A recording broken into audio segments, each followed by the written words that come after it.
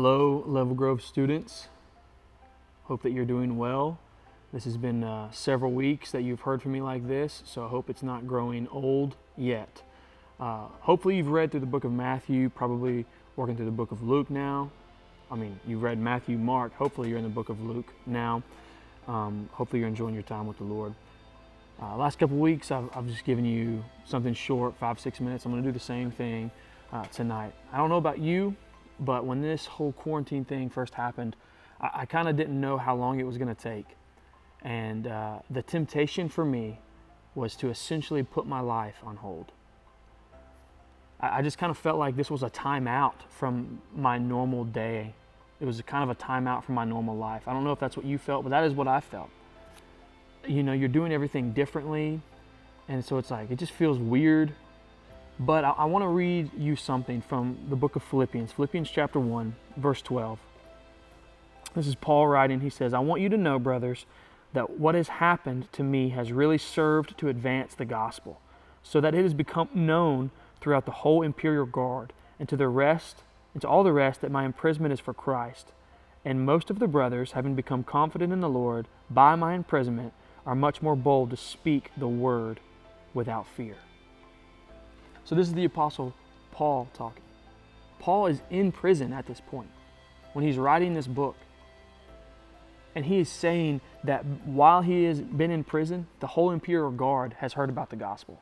Right? He is taking advantage of this time. Not only that, he's saying that he's encouraging other brothers and sisters in Christ. Hey, preach the word. Have no fear of what's going on. And it has been a moment of encouragement for other people. And we can sometimes feel like we're in a prison because we're stuck at home. We're not doing our normal activities. And like I said, we feel like our lives are on timeout. Right? We feel like it's just kind of a step out of our normal life, and we're doing completely different things. Our schedules are all thrown out of whack. I know most of you students are going to bed at like 4 a.m. and waking up at like 2 p.m. Right? Everything is different. But what I want to encourage you with tonight is very simple. Right? Do not put everything on pause.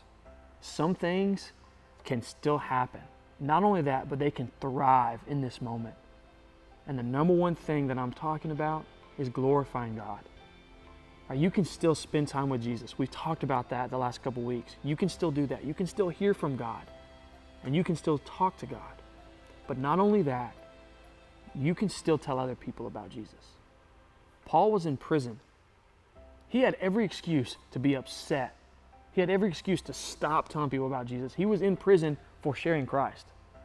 And now he's writing a book and he's saying, hey, because I'm in prison, I got the opportunity to witness to the guards. Because I'm in prison, I got the opportunity to encourage other believers. So I want you to take some time tonight or whatever day you're watching it. It could be any time.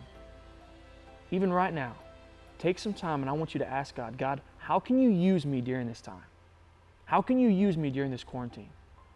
Maybe there's a neighbor that you've known and you've had a small relationship with, but you haven't had a real intentional conversation with. Maybe this is a time to reach out to someone on social media and try to engage in a gospel conversation. Maybe this is a time to witness to a parent, a lost uncle or aunt. Maybe this is a time to pray with your grandparents. I don't know. Whatever it is, whatever God tells you, do not put your whole life on pause. Use this opportunity to be used by God. Because guys, God still wants to use you. Jesus is still going to get glory no matter what's going on in the world, no matter what's going on in your life. He still deserves our worship and he's still going to get glory.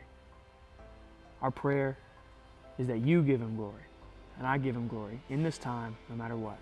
Love you guys. I'll see you soon.